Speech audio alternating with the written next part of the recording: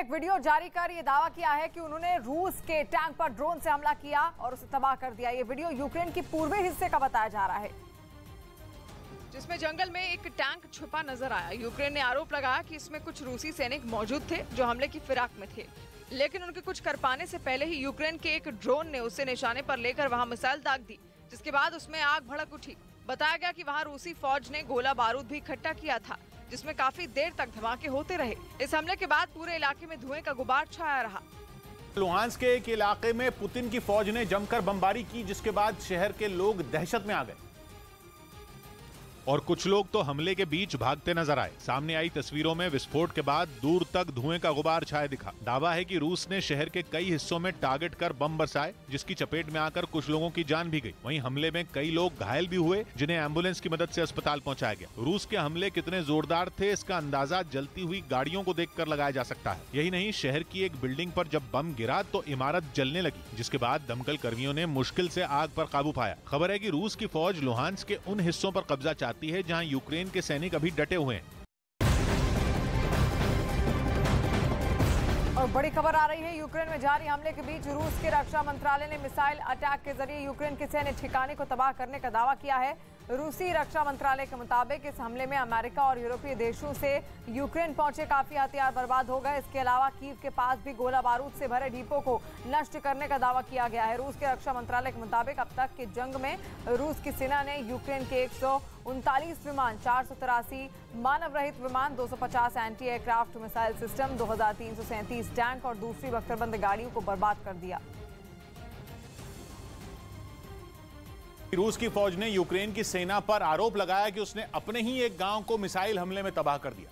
सबूत के तौर पर एक वीडियो भी जारी किया गया, जिसमें चारों तरफ टूटी इमारतों का मलबा नजर आया।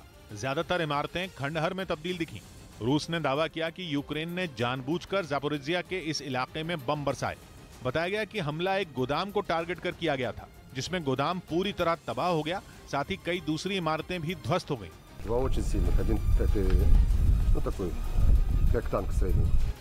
विस्फोट इतने जोरदार थे कि कई बिल्डिंगों की छतें जमींदोज हो गईं। वहीं पास खड़े ट्रकों पर गोलियों के निशान दिखाई दिए। बताया गया कि हमले में ज्यादा नुकसान लकड़ी से बने घरों को पहुंचा।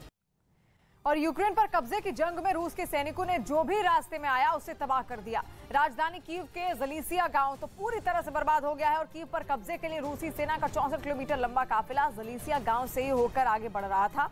वहां के लोगों ने बताया कि इस दौरान जो भी रास्ते में आया, रूस ने उन सैनिकों ने उसे बर्बाद कर दिया। न्यूज़ 18 के अरुण कुमार सिंह की ये रिपोर्ट देखिए। यूक्रेन के जलेसिया गांव के पास खड़ा हूं, जो एक हाईवे पर स्थित है। इस गांव का जिक्र इसलिए क्योंकि इस गांव को रूस की सेना ने पूरी तरह से तबाह किया। आपने अक्सर टेलीविजन स्क्रीन पर देखा होगा कि रूस की सेनाएं 64 किलोमीटर एक काफिले के साथ कीव को घेरने के लिए आगे बढ़ रही हैं।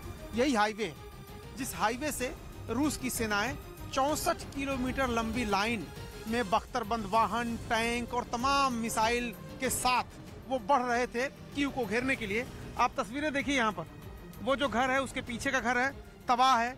ये जो घर है इसका तो नामो निशान ही मिट गया है, ये तो मलबे में तब्दील हो गया है। देखिए, ये जो घर था, इसके आसपास के घर देखिए, आपकी जहाँ तक नजर जाएगी आपको सारे घर तबाह और बर्बादी दिखेंगे। और सड़क के दूसरी तरफ अगर आप देखेंगे तो वहाँ भी कमोवेश हालात यही हैं। आप इधर देखिए, इस हाईवे के दूसरी तरफ देखिए, तो वहाँ पर भी जो घर हैं उनके ऊपर हमले किए गए। और ये हमले इसलिए नहीं किए गए क्योंकि यहाँ यूक्रेन की सेना थी या यूक्रेन की सेना ने कोई प्रतिरोध किया था या यूक्रेन की सेना यहाँ आमने सामने की लड़ाई लड़ रही थी।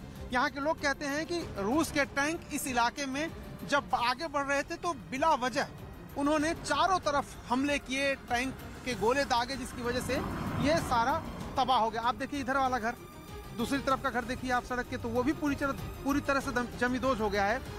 घर कभी था लेकिन आज उसका नामो निशान नहीं है। अगल बगल के सारे घर टूटे पड़े हैं, उनमें आग लग गई थी उस वक्त, और ये पूरा इलाका एक तरह से खंडहर में तब्दील हो गया। और ये रोड देखिए आप, इस रोड को बीचों बीच तोड़ दिया था। ये पूरा हिस्सा जो है, ये पूरा हिस्सा डिस्ट्रॉय हो गया था, ये पूरा हिस्सा ध्वस्त हो गया था। इसको अब बनाने की कोशिश चल रही क्योंकि रूस की सेनाएं अब यहाँ से जा चुकी हैं। तो ये गाँव वाले ये आरोप लगा रहे हैं कि रूस की सेना ने बिना किसी कारण के, बिना किसी प्रतिरोध के, बिना किसी उकसावे के कोई जवाबी फायरिंग या किसी तरह को रोकने की कोशिश इस पर यूक्रेन की सेना नहीं कर रही थी। ये पूरे गांव को तबाह कर दिया। हालांकि बाद में रूस की सेना जब यहां से गई, वापस लौटी घेरा डालने के बाद, तो ये जो नीचे पुलिया थी इसको पूरी तरह से ध्वस्त कर दिया था, जिसको अब बना करके यहाँ पर ट्रैफिक को सुचारू रूप से जारी रखने की कोशिश की जा रही है। खेरसॉन को यूक्रेन से अलग करने का पुतिन का गेम प्लान सामने आया। यूक्रेन ने दावा किया कि रूस की सेना अपने इस मिशन को कामयाब करने के लिए खेरसॉन पर झूठे हमले भी करवा सकती है। यानी ऐसा हमला जिसे यूक्रेन के झंडे के साथ अंजाम देगी रूसी सेना, लेकिन आरोप लगेगा यूक्रेन की सेना पर। रूस की इस साजिश के पीछे यूक्रेन की दलील है कि इससे खेरसॉन के लोगों में उसके खिलाफ नफरत भरी जाएगी और रूस को हमदर्द बताया जाएगा, जो पुतिन के खेरसॉन में जनमत संग्रह कराने के मंसूबे को फायदा पहुंचा सकता है। अगर ऐसा होता है तो इस युद्ध में डोनेस्क और लुहांस्क के बाद खेरसॉन तीसरा ऐसा इलाका होगा जो अलग हो जाएगा। यानी एक तरफ यूक्रेन पर हमले हो रहे हैं, वहीं दूसरी तरफ एक एक करके उसके इलाके छीनते भी जा रहे हैं। 2 हफ्ते पहले रूस ने खेरसॉन पर कब्जे का दावा किया था और अब तक वहां के हालात जस के तस बने हुए हैं। हालांकि यूक्रेन की फौज ने रूस के सैनिकों को वहां से खदेड़ने के लिए अपनी पूरी ताकत झोंक दी है, लेकिन रूस की सेना ने वहां डेरा जमा लिया है और दावा है कि खेरसॉन का सारा निजाम उसने अपने हाथ में ले लिया है और यूक्रेन की सेना को खेरसॉन छोड़ने पर मजबूर कर दिया गया। खेरसॉन यूक्रेन का दक्षिणी हिस्सा है जो काला सागर के किनारे बसा है। दावा है कि रूस खेरसॉन को यूक्रेन से अलग करने के लिए जनमत संग्रह करने की तैयारी कर रहा है, जैसा कि उसने 8 साल पहले 2014 में क्राइमिया को अलग करने के लिए किया था। और रूस को ऐसी उम्मीद है कि वो खेरसॉन में भी जनमत संग्रह करवाकर उसे यूक्रेन से अलग करने में कामयाब हो जाएगा, क्योंकि खेरसॉन के ज्यादातर लोग रूसी भाषा बोलने वाले हैं और वहां के लोगों का रूस से काफी गहरा रिश्ता भी है। और यूक्रेन के डोनेस्क इलाके में भी जंग ने खौफनाक रुख अब अख्तियार कर लिया है। वहां पर यूक्रेन की सेना विद्रोहियों को कुचलने का एक भी मौका हाथ से जाने नहीं दे रही है, जिसका एक वीडियो भी यूक्रेन की तरफ से जारी किया गया है। इसमें यूक्रेन के जवान दुश्मनों पर दनादन गोलियां बरसाते नजर आए। वहीं कुछ टुकड़ियों ने जंगल के बीच गश्त भी की ताकि विद्रोहियों को वहां घुसने का कोई भी मौका ना मिले। और साथ ही जवानों ने विद्रोहियों को ये चुनौती भी दी है कि अगर वो हमला करते हैं तो वहां बहुत जमीन है, उन्हें मारकर